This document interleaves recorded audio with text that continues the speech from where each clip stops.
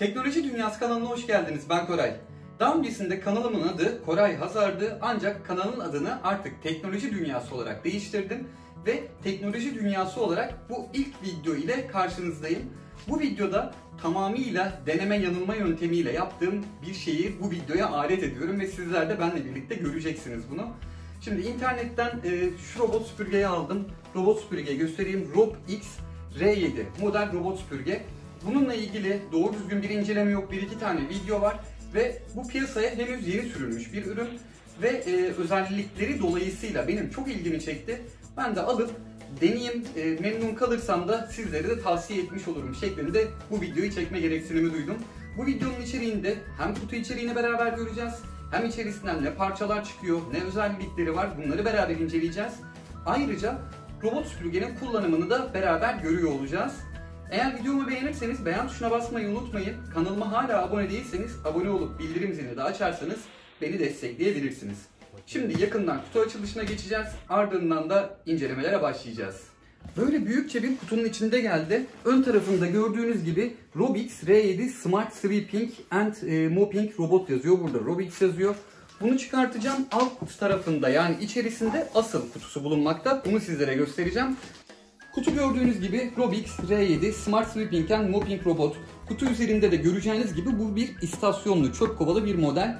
Şimdi ben daha fazla burada vakit kaybetmeden kutu açılışını yapacağım. Bütün parçaları şuraya dizeceğim ve içerisinden neler çıktığını sizlere göstereceğim. Şimdi kutuyu açıyorum. Şu şekilde açtığımda bunu da kaldırıyoruz. İçerisinden üst tarafta hemen bir kullanım kılavuzu çıkıyor. Kullanım kılavuzu gördüğünüz gibi Türkçe. Bu gerçekten beni çok mutlu ediyor. Çünkü aldığımız robot süpürgelerin hemen hemen hepsinde kullanım kılavuzu Türkçeyi bırakın bazılarında İngilizce bile bulamıyoruz. Bunda gördüğünüz gibi RobX R7 akıllı süpürme ve silme robotu kullanım kılavuzu yazıyor. Gördüğünüz gibi bütün her şeyi tamamıyla Türkçe olarak yazılmış durumda. Yani bu robot süpürgeyi kurarken, kullanırken hiçbir sıkıntı yaşamayacaksınız şu kullanım kılavuzu vasıtası dolayısıyla. Üst kısmında duran bir mop buldum. Şu mop da robot süpürgenin mopu olsa gerek. Şöyle açalım bir bakalım.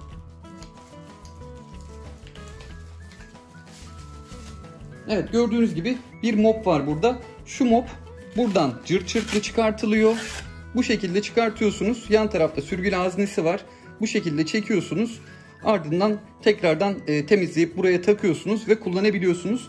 Ayrıca kutunun içerisinden 30 tane de tek kullanımlık mop çıkıyor. Bu da ayrıca gerçekten güzel bir eklenti olmuş. Bu tek kullanımlık değil. Yıkanıp tekrar kullanılabiliyor. Ama biraz sonra göstereceğim parçalar, yani bunun içerisinden, kutunun içerisinden çıkan parçalar tek kullanımlık ve 30 tane bulunmakta. Şimdi bunu şöyle ayırıyorum.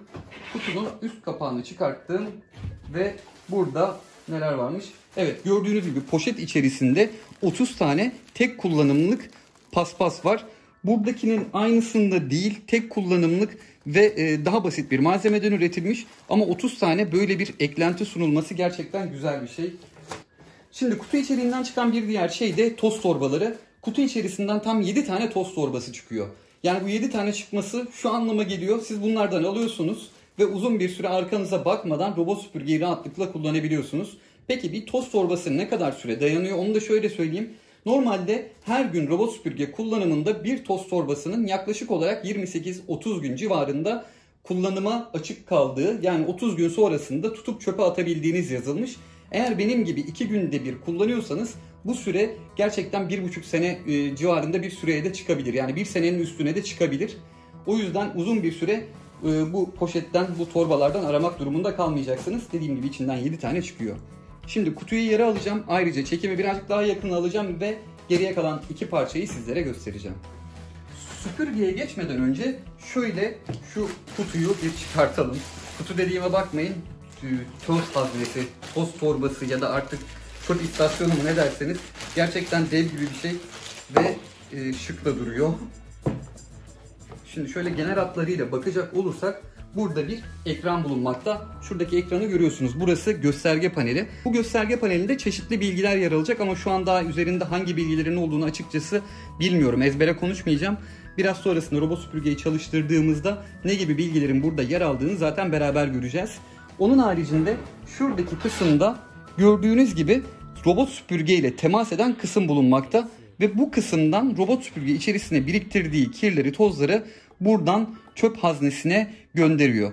Şuradaki kısımlar şarj kısımları, robot süpürge buradan şarj alıyor. Burada da 2 tane kızıl ötesi sensör var. Herhalde bu da robot süpürgeyi gel buraya takıl artık demesine yardımcı oluyordur.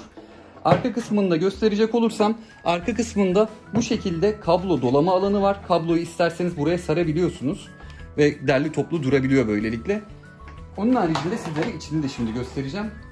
Kapağı gayet kolay açılıyor. Şu şekilde kaldırdığınızda kapak açılıyor ve bu şekilde de kapanıyor. Gayet de yumuşak kapanıyor bu arada. Burası da hava sızdırmayacak bir alan ki kapattığınızda zaten hissediyorsunuz. Hafif bir vakumluyor burayı. Şimdi şu kısmında robot süpürgenin işinize yarayacak bir parçası var.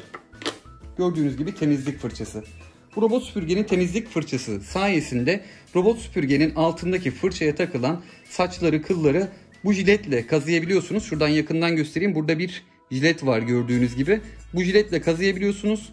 Ayrıca buradaki fırçalar yardımıyla da robot süpürgenin o fırçasına takılan pislikleri temizleyebiliyorsunuz. Bunu tekrardan buraya bırakıyorum. Gördüğünüz gibi içerisinde takılı olan bir toz torbası var. Peki bu toz torbası nasıl çıkıyor, nasıl takılıyor? Şimdi toz torbası şu şekilde çıkıyor. Normalde şurada bir tane kapakçık var. Bunu böyle yukarı doğru çekiyorsunuz ve toz torbası gördüğünüz gibi ağzı kapanmış bir biçimde çıkıyor. Herhangi bir şekilde içerisindeki pisliğe, toza herhangi bir şekilde dediğim gibi eliniz değmiyor. Diğer bir toz torbasını takmak için de toz torbasını açıyorsunuz bu şekilde. Ardından şu kısım zaten şöyle geliyor. Gördüğünüz gibi içi şu an poşete bakıyor. Bu şekilde buraya yerleştiriyorsunuz. Bu alanı yerleştirdikten sonra da artık kullanıma hazır. Gördüğünüz gibi gayet basit. Ve dediğim gibi eğer benim gibi 2 günde bir kullanıyorsanız bir toz torbasının ömrünü 2 ay bile uzatabilirsiniz. Şimdi istasyonu da bu şekilde şuraya alıyorum. Sıradaki parça tabii ki robot süpürge. Evet, robot süpürgeyi gördüğünüz gibi buraya çıkartmış durumdayım. Ben şu alanı bir boşaltayım. Kral geldi çünkü. Şimdi robot süpürge gördüğünüz gibi gayet şık bir tasarıma sahip. Altından, üstünden, bütün özelliklerinden sizlere bahsedeceğim. Tabii gerçekten bu bahsedeceğim özellikler işliyor mu onu da beraber göreceğiz. Robot süpürgeyi öncelikle şöyle bir ters çeviriyorum ve şu paketinden bir çıkartıyorum.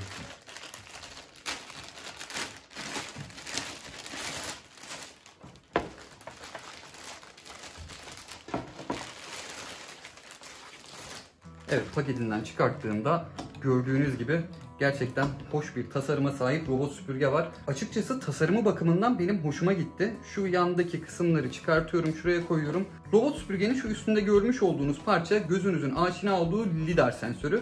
Bu lidar sensörü vasıtasıyla robot süpürge evde haritalandırmayı sağlıyor. Fakat bu robot süpürge 2021 yılı üretimi olduğu için bu robot süpürgede 8. nesil bir lidar sensörü kullanılmış. Peki bunun anlamı ne?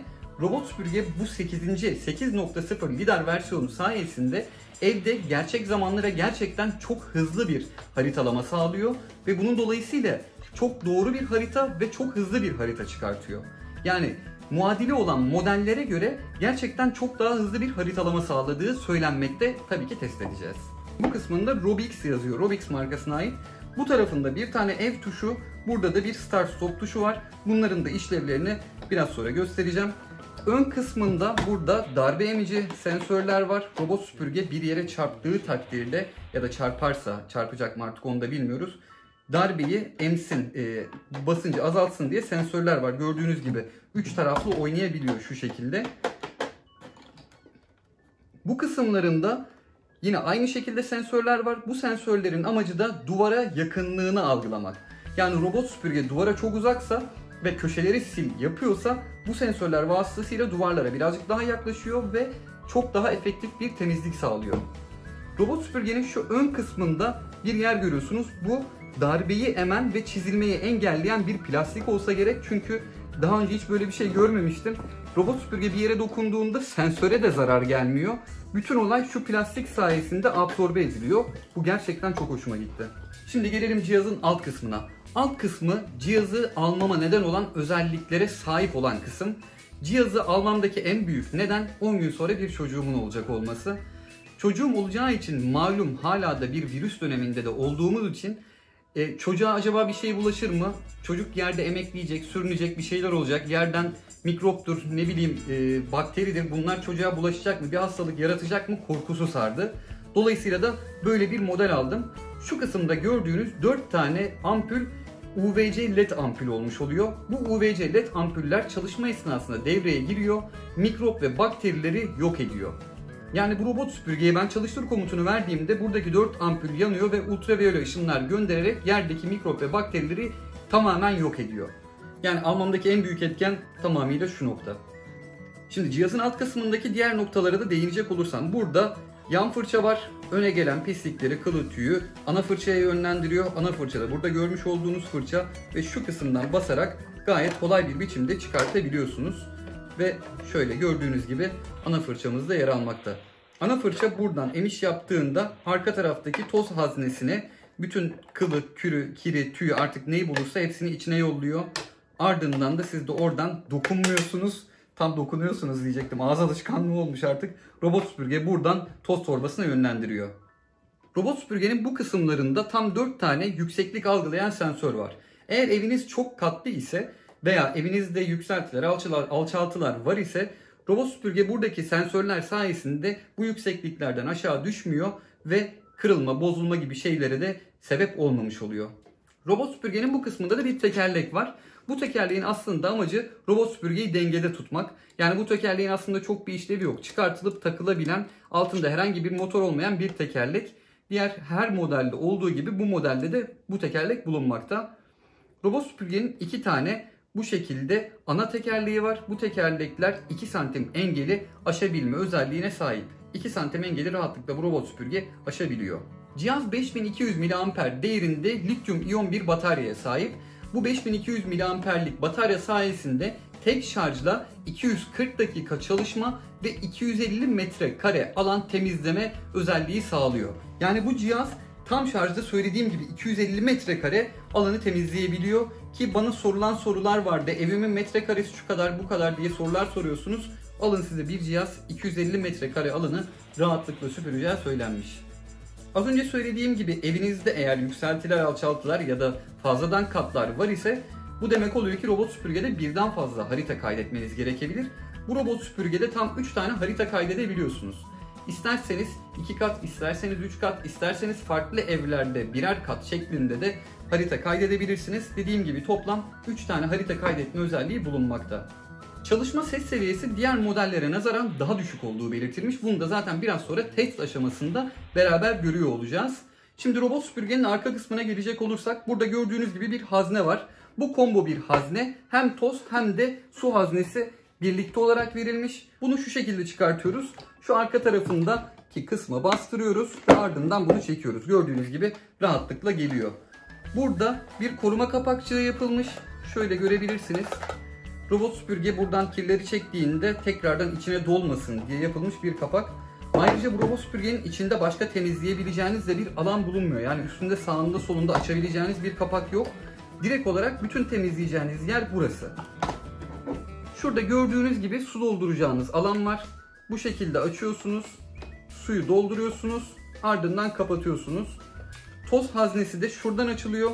Buradan çektiğiniz takdirde gördüğünüz gibi toz haznesi karşımıza çıkıyor. Buranın içerisinde bir HEPA filtre bulunmakta. Bu HEPA filtreyi de çıkartıp temizleyebiliyorsunuz ama HEPA filtreyi yıkamanızı önermem.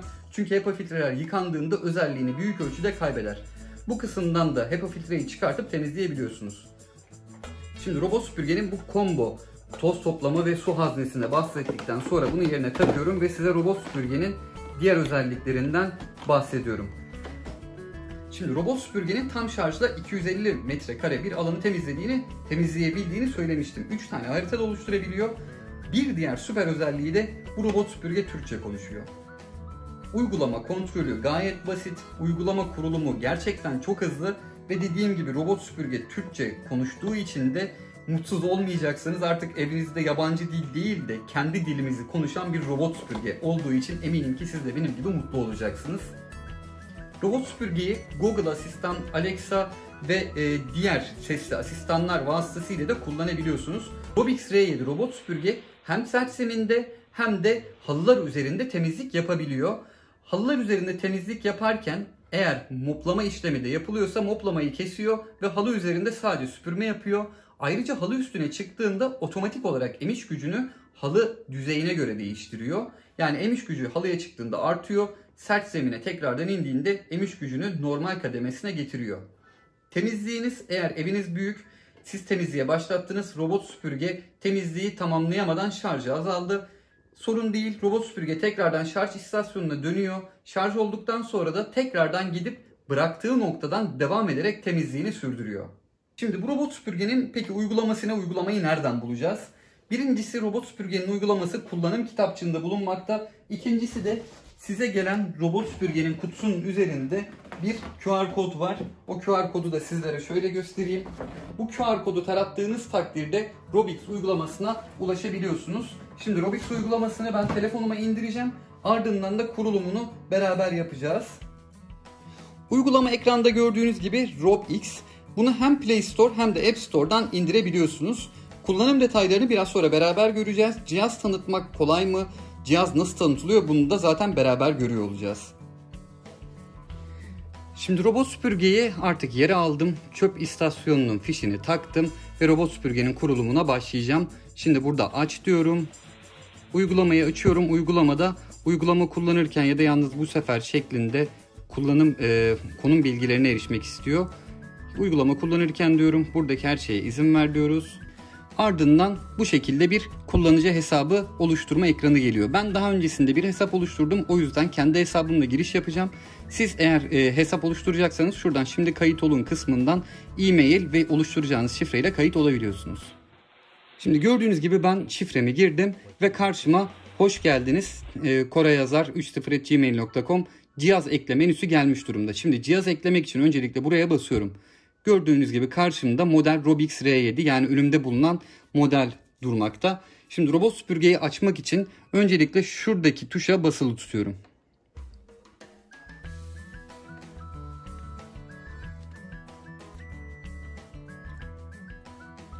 Şu an robot süpürge açılmış olsa gerek. Güç açık şeklinde dedi. Şimdi robot süpürgenin Wi-Fi sıfırlamasını yapacağım.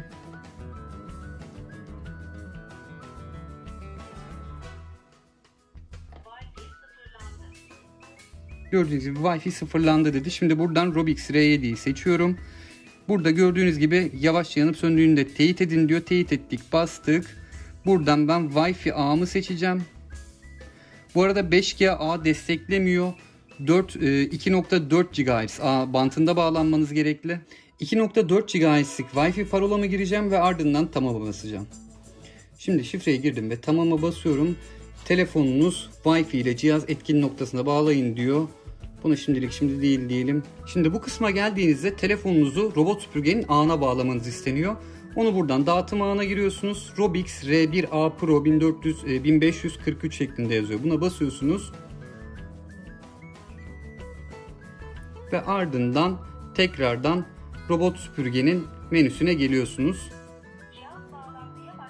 Gördüğünüz gibi şu an cihaz bağlanmaya başladı dedi ve gerçekten çok kolay bir biçimde robot süpürgenin ağına bağlanarak robot süpürgeyi şu an bağlamış olduk. Çok kısa bir sürede ağ kontrolünü yaptık. Cihaz şu an çevrim içi diyor. Buna basıyoruz ve güncelleme zamanı diyor. Şu anlık ben güncelleme yapmayacağım. Harita oluşturma işlemi ve bütün işlemleri artık bu ekran üzerinden yapacağız. Acaba şimdi şarj et butonuna basacak olursam robot süpürge istasyonunu daha öncesinde hiç görmedi. Acaba şimdi bulabilir mi? Beraber görelim. Bu arada hiç ses çıkmıyor.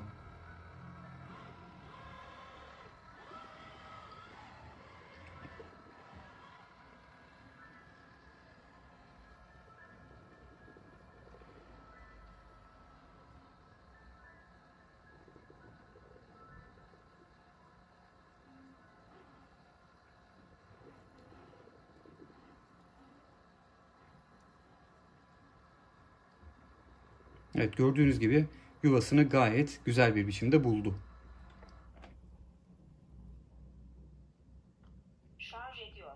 Şu an şarj ediyor da zaten dedi.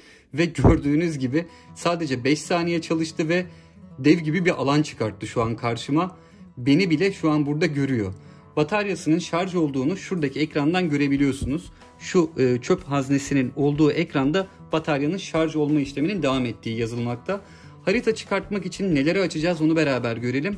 Burada harita düzenleme ve mod ayarları diyor. Harita düzenleme kısmını henüz aktif edemiyorum çünkü daha henüz oluşturmuş olduğum bir haritam yok.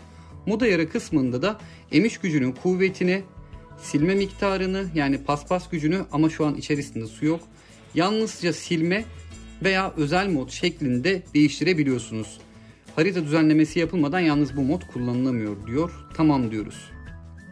Bu arada cihaz üzerinde alan temizliği, sabit nokta temizliği, bölümlü alan temizliği gibi özellikler bulunmakta. Bu özelliklerin de yine kullanılabilmesi için bir harita çıkartılması gerekiyor. Ben bir küçük harita çıkartacağım. Ardından da tekrardan bu özellikleri de beraber kullanıyor olacağız. Ama öncesinde şu menüleri de göstereyim. Burada alan temizleniyor dediği kısım, ne kadar alanı temizlediği, şarj yüzdesi, temizlenme süresi gibi işlemler de burada var. Şurada gördüğünüz gibi şarj oluyor diyor. Buna bastığınız anda da temizliğe başlayacaktır. Buna bastığınız zaman tam temizlik işlemi yapar. Şimdi burada zaman ayırmalı temizleme diyor. Bu şu demek oluyor. Siz haftanın belirli günlerine program yaparak isterseniz robot süpürgenizi ayarlayabiliyorsunuz. Gördüğünüz gibi temizleme süresi, mod ayarı, temizleme kapsamı hepsini buradan seçip kaydedebiliyorsunuz. Ben şu an böyle bir şey kaydettim buraya. Uzaktan kumandası var. Burada gördüğünüz gibi sağ sol ileri geri kontrolünü buradan yapabiliyorsunuz. Ses seviyesi ve ses düzeylerini şöyle yapalım. Ses düzeyini buradayım. Şu an sesi gayet iyi çıkıyor. Bu arada burada diller gördüğünüz gibi var. İspanyolca, Çince, Fransızca, bilmediğim diller gibi bir sürü şey var. Burada gördüğünüz gibi Türkçe şu an kullanımda zaten. İkincil temizleme tek bir temizleme de dediği de bunu aktif ettiğiniz takdirde robot süpürge bir tur temizler, ardından istasyona dönmeden evi bir tur daha temizler. Bu kenarları takip eden temizlik modu da sadece robot süpürgenin genel temizlik modunda çalışıyor. O da şu anlama geliyor.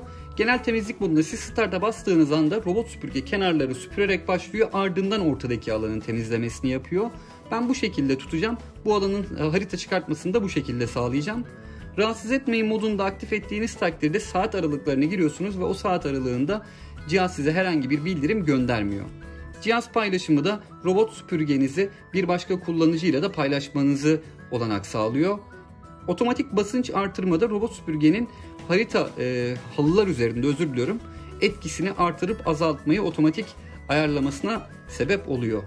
Toz toplama yardımcısı dediği de tek bir temizlik sonrasında tozları otomatik olarak topla diyor. Yani temizlik bittikten sonra bunun içerisine biriken pisliği, kılı, tüyü şunun içerisine yolluyor. Veya 2 temizlik sonrasında tozları topla şeklinde de yapabilirsiniz. Hiçbir zaman toplama derseniz de artık içinde ölümüne kalacak olur. Burada 3 temizliğe kadar sırası var. Haritayı sıfırla diyor, zaten bir haritamız yok, o yüzden bir sıfırlama yapmıyoruz. Ürün kılavuzu burada da bulunmakta. Bu şekilde telefona indiriyor ve ürünün kullanım kılavuzu aynı şekilde uygulama içerisinde de bulunuyor. Temizlik kayıtlarınıza buradan göz atabiliyorsunuz. Sarf malzemelerinin bakımını buradan görebiliyorsunuz.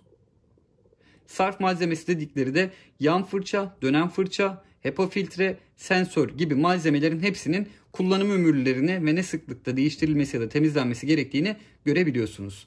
Cihaz adı gördüğünüz gibi R7. Bunu isterseniz başka bir isimle değiştirebiliyorsunuz.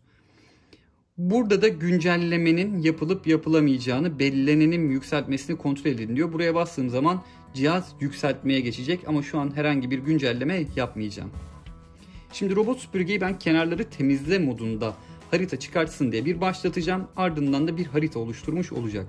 Şu an evim bayağı darmadağın durumda. Bu halde eğer güzel bir harita çıkartabilirse vay haline diyorum. Şu an temizliği başlat diyorum ve beraber robot süpürgeyi inceliyoruz. Temizliğe başla. Gördüğünüz gibi hemen çıktı. Şu an maksimum emiş gücünde çalışıyor, 2700 Pascal ve sesi gerçekten az çıkıyor. Sessiz moda aldığım takdirde tamam diyorum.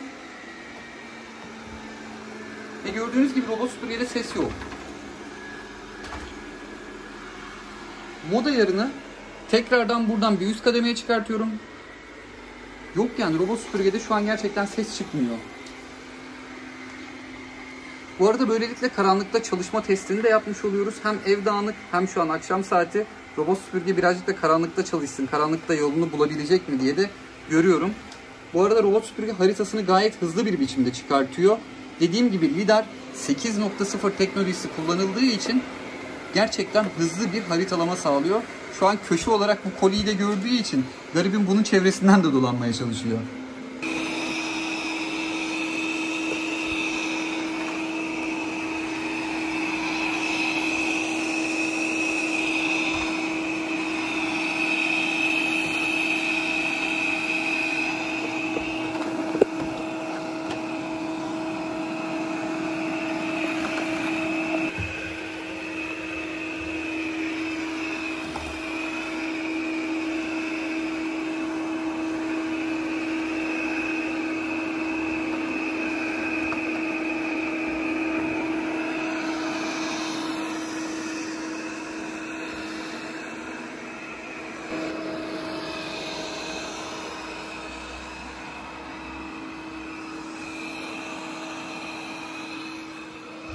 Yalnız 4 dakikada çıkarttığı haritaya bakar mısınız? Bütün odanın haritasını 4 dakikada çıkarttı.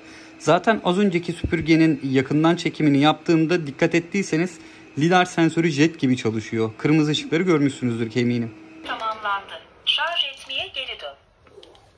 Gördüğünüz gibi temizlik tamamlama modunu şu an tamamladı. Sadece kenarları süpürlediğim için kenarları süpürerek bana şu şekilde bir harita çıkarttı ve bu tam 5 dakikada gerçekleşti. Gerçekten kısa bir süre ve kısa bir sürede odanın neredeyse tamamını haritalandırdı. Şimdi tekrardan istasyonuna dönüyor. Çöp istasyonuna vakumlama şeyini de sizlere dinletiyor olacağım şimdi.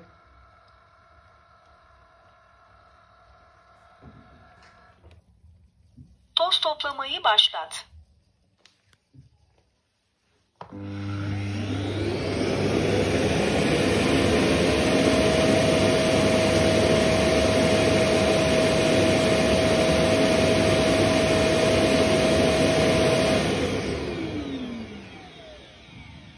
Evet, gayet Toz toplama tamamlandı. güçlü bir biçimde çekti. Şarj ediyor. Şu an şarj oluyor. Burada da zaten istasyonun üst kısmında bataryanın gücünü görebiliyorsunuz. Şarj etme işlemi bittiğinde de buradaki ışık sabit olarak yanacak. Şu kısma giremedi çünkü giremeyeceğini biliyordum. Burada bir sürü engel dolu. Burada altına giremeyeceği kadar alçak bir koltuk var. Bu kısımda da yine altına giremeyeceği kadar alçak bir koltuk olduğu için bu taraftaki koltuğun altına girdi. Burada masanın etrafında biraz dolandı. Daha sonrasında buradaki engellerden de dar bir alan olduğu için geçemedi. Ve dolayısıyla da böyle bir harita bırakmış oldu bizlere. Şimdi alan temizliğini acaba yaptırabilecek miyiz onu bir görelim. Bastığımda burada alan temizliğini yapabilmek için bir tam tur temizleme yapılması gerektiği yazmış. Biz de o zaman bir tam tur temizlemeyi yaptırırız. Şimdi burada az önce açmış olduğum ayarı kapatacağım diyeceğim ama tek bir seferlikmiş zaten, otomatik kendi kapanmış. Gayet güzel oldu. Ben burada sessiz modda bir temizlik başlatacağım. Bütün evin, yani bütün bu odanın temizliğini yapsın. Ardından da harita tam oluşmuş olsun ve biz de neler yapabileceğimizi görelim. Bu arada halının üzerinde vakum gücünü artırıp azalttığımda sizlere şöyle göstereceğim. Şimdi ben başlatıyorum. Temizliğe başla. Şu an halı üzerinde gördüğünüz gibi emiş gücünü artırdı.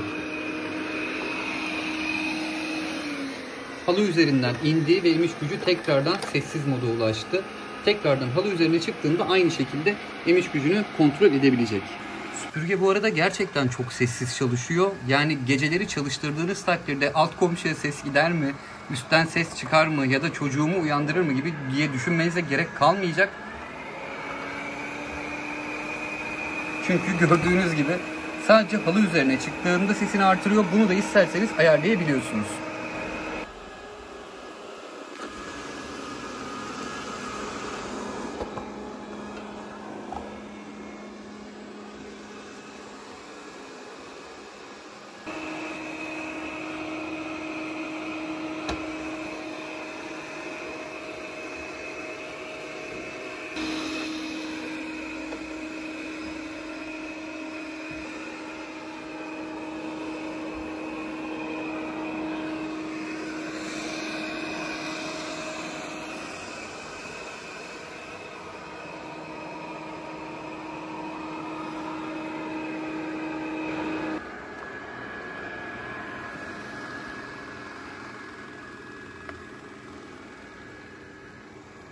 lidar sensörü görebilin diye özellikle akşam saatlerinde, daha doğrusu karanlıkta çekim yapıyorum.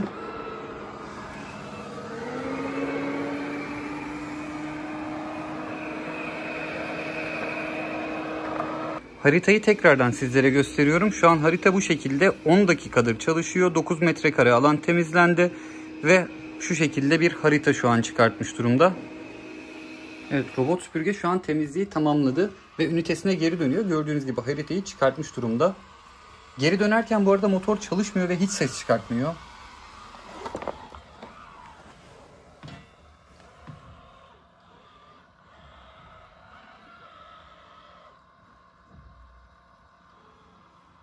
Tekrardan şu vakumlama işlemini yapacak. Onu da size göstereyim. Ardından uygulamaya tekrardan döneceğiz.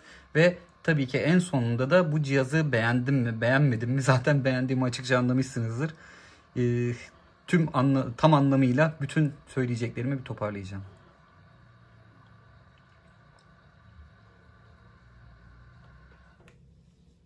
Toz toplamayı başlat.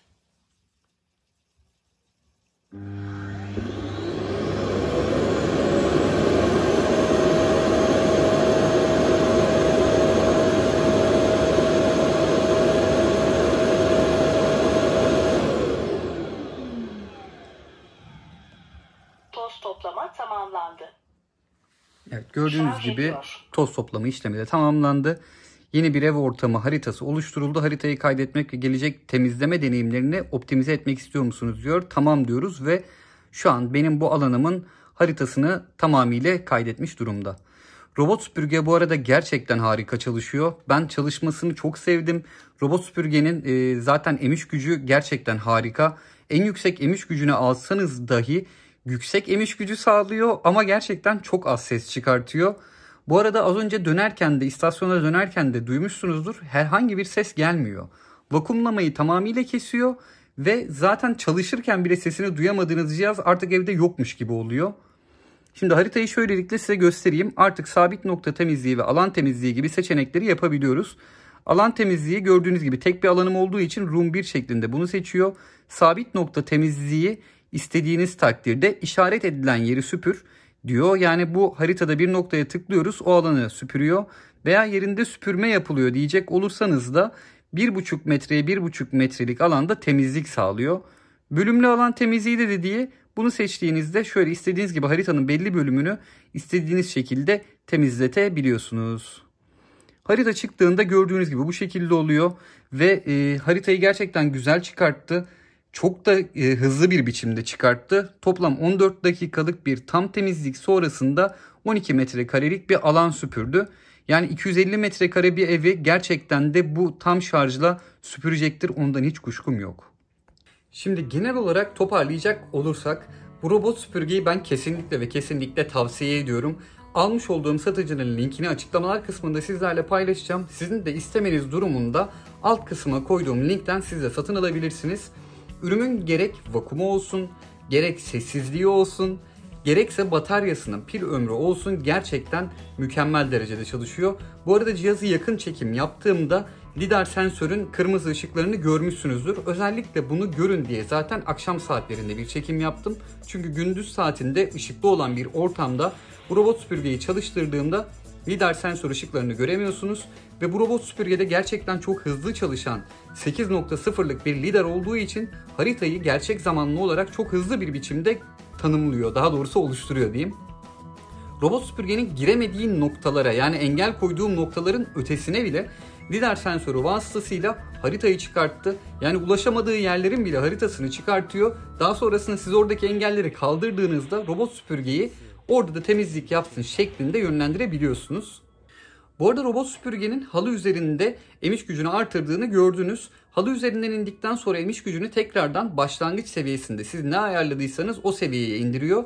Eğer maksimum düzeyde bir emiş gücünde robot süpürgeyi çalıştırdıysanız zaten halıların üstüne çıktığında emiş gücünde bir değişim yaşanmıyor. Sonuç olarak robot süpürgeyi bence kesinlikle ve kesinlikle tercih edebilirsiniz. Ben gerçekten çok beğendim. Bundan sonra kullanacağım robot süpürge bu olacak. Bir videonun daha sonuna geldim. Bir sonraki videoda görüşmek dileğiyle. Kendinize iyi bakın.